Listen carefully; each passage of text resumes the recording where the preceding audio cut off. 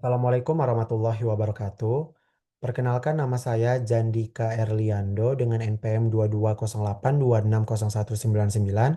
Pada blog Grow and Development ini saya akan menjelaskan mengenai retardasi mental. Baik, saya mulai menjelaskan materi retardasi mental dari definisi terlebih dahulu. Dari definisinya itu, retardasi mental merupakan gangguan mental seumur hidup dengan adanya gangguan perkembangan otak yang ditandai dengan penurunan fungsi kognitif dan adanya keterbatasan dalam berperilaku. Hal ini menyebabkan kesulitan dalam fungsi sehari-hari seperti komunikasi, kemandirian, dan keterampilan sosial. Kemudian penyebab dan faktor resiko terjadinya retardasi mental bisa disebabkan karena eh, beberapa hal seperti contohnya faktor genetik, yaitu contohnya seperti sindrom genetik, kelainan kromosom, riwayat keluarga. Lalu juga bisa karena faktor biologi seperti keracunan dan infeksi. Juga bisa karena faktor lingkungan seperti kemiskinan, gizi buruk, stimulasi kurang. Kemudian penyebab retardasi mental terbagi menjadi tiga fase, yaitu fase prenatal, perinatal, dan postnatal. Pada fase prenatal, itu disebabkan karena kelainan kromosom, kelainan genetik, gangguan metabolik, sindrom dismorfik, dan infeksi intrauterin. Pada fase perinatal bisa disebabkan karena prematuritas, asfiksia, hipoglikemia, perdarahan intraventrikular. Pada fase postnatal bisa disebabkan karena infeksi seperti meningitis, ensefalitis, kemudian bisa karena trauma dan juga kejang lama. Nah, kemudian kebutuhan dasar anak untuk tumbuh kembang secara garis besar terbagi menjadi tiga golongan, yaitu ada asuh, asih, asah. Yang mana asuh ini contohnya itu seperti pangan, yaitu kemudian perawatan kesehatan dasar seperti imunisasi, kemudian pemberian ASI. Lalu ASIH di sini contohnya dia ini merupakan kebutuhan emosi dan kasih sayang. Nah, pada tahun pertama kehidupan, hubungan yang erat, mesra, dan selaras antara ibu dan anak merupakan syarat mutlak untuk menjamin suatu proses tumbuh kembang yang selaras, baik fisik, mental, maupun sosial. Kemudian asah. Asas ini dia merupakan cikal bakal proses pembelajaran seperti pendidikan dan pelatihan pada anak. Kemudian klasifikasi pada retardasi mental ini terbagi menjadi ringan, sedang, berat, dan sangat berat.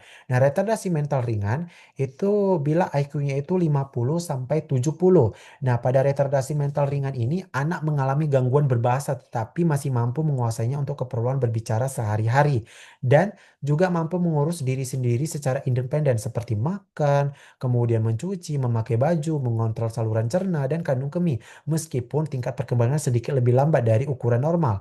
Kesulitan utama biasanya terlihat pada pekerjaan akademik sosial dan banyak yang bermasalah dalam membaca dan menulis. Kemudian retardasi mental sedang itu bila IQ-nya 35 sampai 49.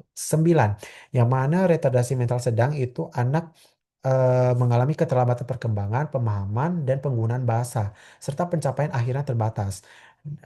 Pencapaian kemampuan mengurus diri sendiri dan keterampilan motor juga mengalami keterlambatan dan beberapa di antaranya membutuhkan pengawasan sepanjang hidupnya. Nah, kemudian retardasi mental berat itu bila IQ-nya 20 sampai 34. Yang mana di sini ciri-cirinya itu dia sama dengan retardasi mental sedang dalam hal gambaran klinis, kemudian penyebab organik dan juga keadaan-keadaan yang terkait. Nah, hanya bedanya di sini dia adanya defisit neurologis gitu. Kemudian pada retardasi mental yang sangat berat itu bila IQ-nya kurang dari 20. Nah, biasanya ini anak sangat terbatas kemampuannya dalam mengerti atau menuruti permintaan atau instruksi.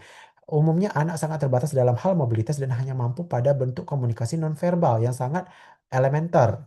Kemudian tanda dan gejala dari retardasi mental, yang pertama itu lambat dalam mempelajari hal baru, mempunyai kesulitan dalam mempelajari pengetahuan abstrak atau yang berhubungan dan selalu cepat lupa apa yang dia pelajari tanpa latihan yang terus-menerus. Kemudian kesulitan dalam menggeneralisasi dan mempelajari hal yang baru, lalu kurangnya kemampuan bicara khusus, anak retardasi mental yang berat.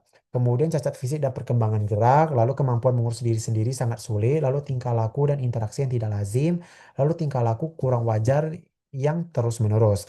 Kemudian adapun kendala anak retardasi mental, ya pertama itu anak pada umumnya mempunyai pola perkembangan perilaku yang tidak sesuai dengan kemampuan potensialnya. Yang kedua mempunyai kelainan perilaku maladaptif yang berhubungan dengan sifat agresif secara verbal atau fisik, suka menyakiti diri sendiri. Yang ketiga, berkecenderungan yang tinggi untuk melakukan tindakan yang salah. Yang keempat, mempunyai masalah yang berkaitan dengan kesehatan khusus. Yang kelima, mempunyai kelainan penyerta cerebral palsy. Kemudian diagnosis dari retardasi mental ini bisa ditegakkan berdasarkan anamnesis, pemeriksaan fisik, dan pemeriksaan penunjang. Dari anamnesis akan didapatkan riwayat penyakitnya, kemudian laporan orang tua, laporan dari sekolah, adaptasi sosialnya, sama faktor-faktor risiko yang dapat menyebabkan terjadinya retardasi mental. Kemudian dari pemeriksaan fisik, anak retardasi mental biasanya lebih sulit dibandingkan pada anak normal karena anak retardasi mental ini biasanya kurang kooperatif. Kemudian selain itu bisa dijumpai tanda-tanda dysmorphic dan eh, sindrom-sindrom tertentu. Dan juga selain itu dilakukan pemeriksaan neurologi serta pemeriksaan penilaian tingkat perkembangan. Kemudian pada anak usia lebih dari 3 tahun dilakukan tes inteligensia. Kemudian pemeriksaan penunjang bisa dilakukan pemeriksaan USG kepala. Nanti akan didapatkan kalsifikasi cerebral, kemudian perdarahan intrakranial pada bayi dengan ubun-ubun yang masih terbuka. Lalu bisa dilakukan pemeriksaan analisis kromosom, kemudian pemeriksaan BERA, lalu pemeriksaan MRI dan pemeriksaan CT scan. Kemudian dari tata laksananya, jadi penanganan retardasi mental ini bertujuan untuk meningkatkan kualitas hidup penyandang. Jadi untuk terapi-terapinya itu seperti terapi perilaku, terapi kognitif, terapi okupasi, dan terapi wicara. Kemudian untuk tata laksana psikofarmakanya itu seperti metilfenidat, itu untuk memperbaiki keseimbangan emosi dan fungsi kognitif.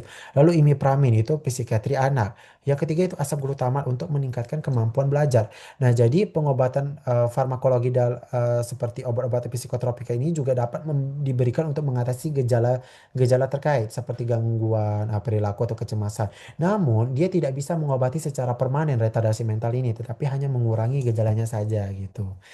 Kemudian edukasi dan pencegahannya itu yang pertama itu bisa dilakukan psikoterapi.